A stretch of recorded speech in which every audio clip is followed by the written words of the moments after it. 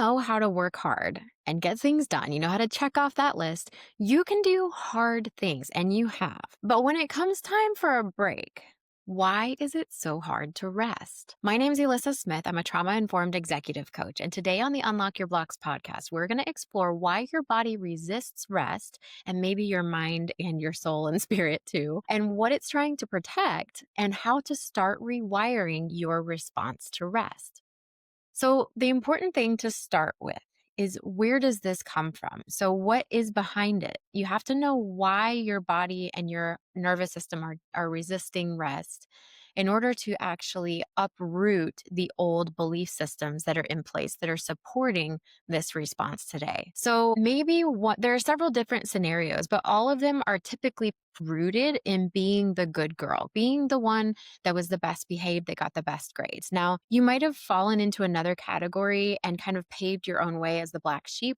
It's not as common if your response as an adult is that you can't rest. Typically, you were the one who was like the perfect child or the hero child or the person who everybody came to and expected you to fix it all. So, growing up, what you might have experienced is that adults rewarded achievement. I mean, our society is based on this, right? You know, you get A's in school and you do well and you get on the honor roll. So it's essentially the way that our society is constructed.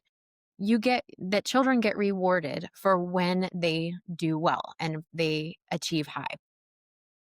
But in that process, if the people that you were learning from minimized downtime, maybe you didn't see them taking breaks.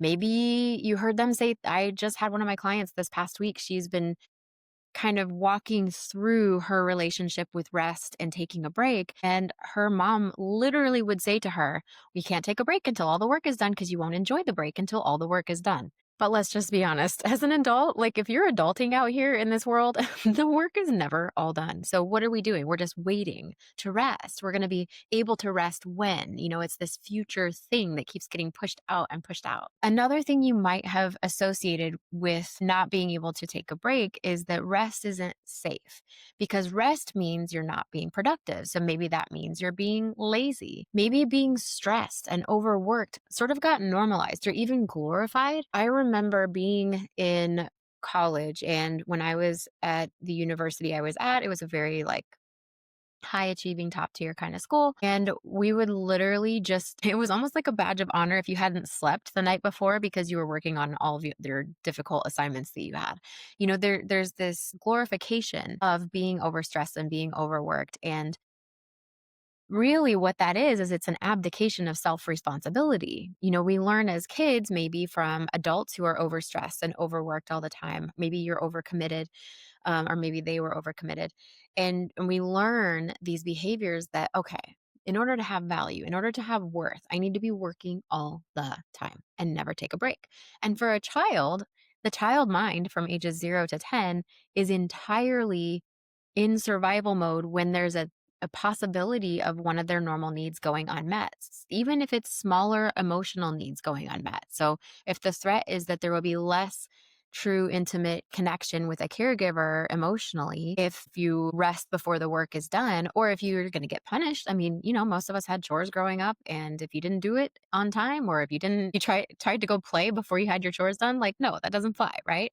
So and those are not innately bad things, right? It's not an innately bad way to parent to have hey, okay, first I'm going to have you do this and then you can play. That's not in and of itself a bad thing. But if you didn't see the value, if the value of downtime and the value of breaks was never explained or exampled for you, then you would have gotten the message that it's actually just never safe to take a break. The other thing is that you would have associated relaxation with anxiety or shame. Because if you're relaxing, you're not doing the overworking in that moment. And that means that you're probably not up to par, up to snuff. Your tribe is going to reject you, abandon you, and you're going to be out on your own, picked off by a predator. Your survival system is very extreme. Our survival systems are designed to keep us alive, but they can't tell the difference between, I have a million notifications buzzing on my phone and I'm stressed about it, and an actual saber-toothed chasing you, or an actual wild bear chasing you. It doesn't know. So it's having the same response like, oh gosh, I'm relaxing. I'm going to get in trouble. And it's not, it doesn't know you're the adult now. It doesn't know you're in charge. So the other thing is you might have gotten approval for being almost like hyper vigilant, like watching for the next thing to be done and, being the person that could anticipate the problems and working ahead and working harder and always being on rather than relaxing and allowing yourself to take a break. If you were always vigilant or productive, maybe that was the role that you played in your family. We all play the role that we need to play in our family to keep the family mobile going. That little thing over a baby's crib that kind of plays music and there's like a zebra and an elephant and a giraffe. Whatever position was available when you were born, and maybe you were the balancer, maybe you were the person that kept the peace between your parents or between parent and child, siblings. Whatever you did, probably if you have trouble taking a break and being restful as an adult, you probably got the impression that being productive is where it's at. That's the part that you're supposed to do, and there's no break to that, and that's just your role, and that's where you get your value. The other thing that you might have understood from your upbringing is if you take a break, you're going to miss opportunities. What if you are taking a day off of, I don't know, whatever, posting on social media? And what if you miss a sale? Let's say you're an online entrepreneur. You miss a sale because you didn't post on social media one day, or you didn't do something exactly right in your job and they promoted someone else. Like, you're going to miss an opportunity. So maybe you're afraid it's going to draw criticism if you take a break. Maybe you're afraid that your life is too good. I mean, I have clients that are really, really successful entrepreneurs or executives, and they feel maybe, I don't know that the word is wary, but they feel very uncomfortable discussing the ease of their life. For a long time, I had a really hard time talking about how I designed my life with a homeschooled child. I homeschool my son with the help of many of my tribe members, thank God. And I started my own business with one of the primary reasons being I want to have slow mornings. So if I don't want to get up until 8 o'clock, 9 o'clock, some mornings I could even sleep till 10 if I wanted to. I felt so guilty about that. So we might feel guilty that what if I take this break, but nobody else can take a break. So I probably shouldn't take a break and I probably shouldn't talk about the break that I took. It's like it can become just an inward cycle, like a spiral. So, those are some of the things that you could be experiencing now as an adult that make this problematic. Some other things that might be happening as an adult, the reason we need to rewire this aversion or resistance to breaks is because you probably learned to push through exhaustion in an unhealthy way. There are two types of pain, emotionally and physically. There's the pain, let's talk about working out. There's the pain that makes you sore, right? It doesn't feel great to work your muscles to exhaustion. And the next day you're sore, but the soreness is because the muscles are repairing even stronger. That's due to the micro tears that you did while you were lifting weights or whatever you were doing. And that makes you stronger. And with rest, those muscles can repair stronger and you'll have bigger muscles, soon. But if you work too hard and you don't listen to pain, you can really get injured, as I have figured out on multiple occasions. It's not about just pushing through, it's about knowing what kind of pain is safe to push through. But you wouldn't be able to tell that. You would just have an on switch or an off switch, and the off switch isn't accessible. The rest isn't accessible if you are someone who resists rest because it doesn't feel safe historically. It's possible that you have too high of a pain tolerance. You don't know that you're in a place of exhaustion until you're already burned out because you learned, I just need to push through, work harder, be better, do more, try harder.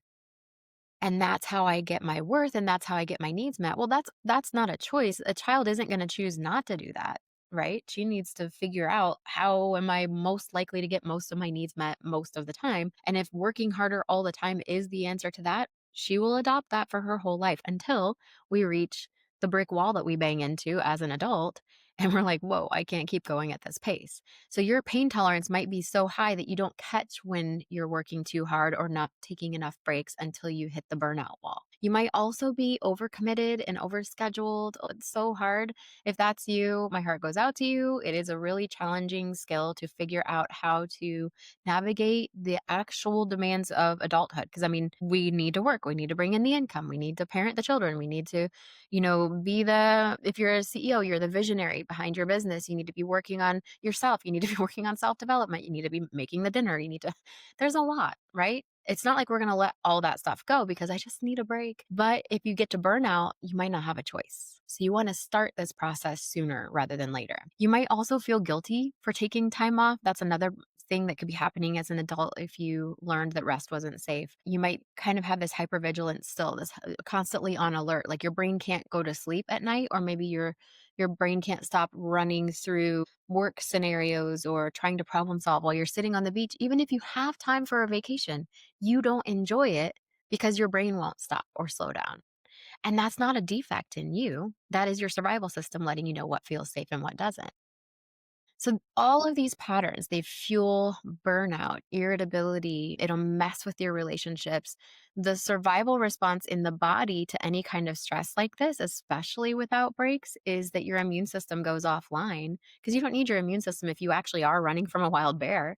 Your digestive system goes offline, you might have gut health issues, you might feel really unfulfilled in the life that you've built where you're successful on paper, but it doesn't feel joyful like you thought it would.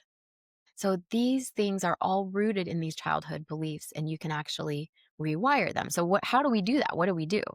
So I'm going to give you a few action steps today, and then ultimately if you have tried to rest and you are trying to muscle through forcing yourself to rest and it's not working and you're not feeling fulfilled and you're not feeling joyful and you're not feeling like you have bandwidth, you can ultimately, if you're a woman and you want to work on this, or if you just want to identify what options you have to rewire your system, you can book a 15-minute free chat with me and I will help you walk through what all your options are. I'll ask you some questions that are really targeted to figure out what's underlying all of this resistance to rest that your body has.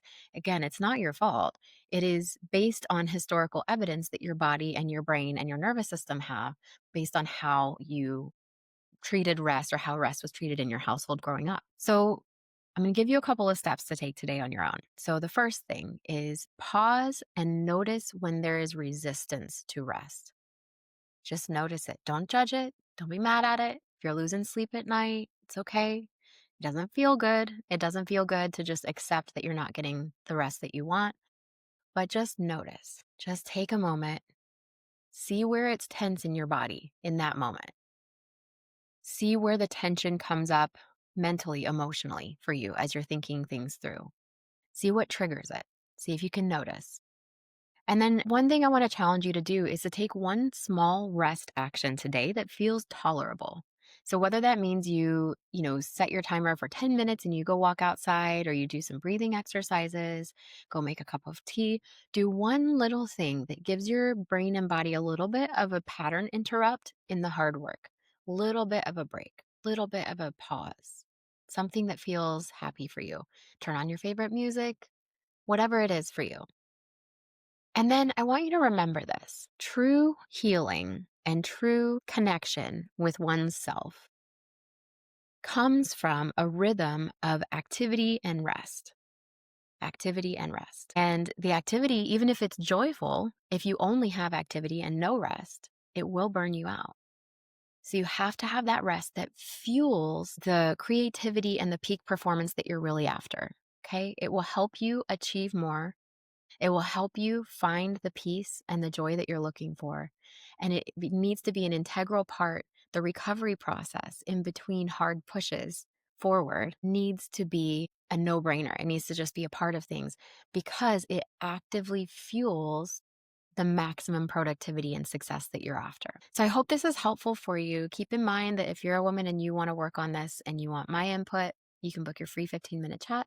And until next time, take such good care of you.